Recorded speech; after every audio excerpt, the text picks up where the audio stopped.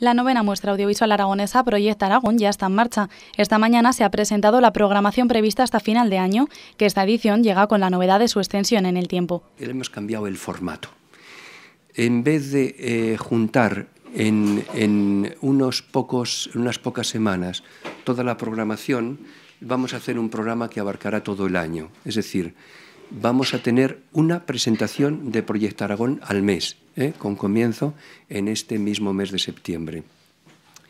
El jueves es el día que hemos elegido como día que nos parece adecuado.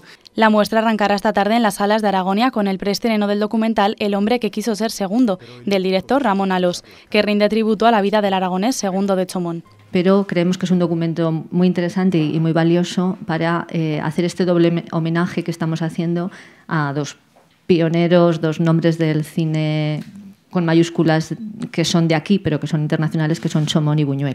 Este segundo homenaje al cineasta aragonés Luis Buñuel toma forma en la exposición de carteles de sus películas que se encuentra en la Fundación CAI. Esta muestra sigue con su objetivo de buscar la actualidad y todas las realizaciones que se han hecho o se han basado en Aragón. Las proyecciones previstas hasta final de año se emitirán en Sala CAI Luzán, en Aragonia, en el Teatro de la Estación y en el Centro de Historias.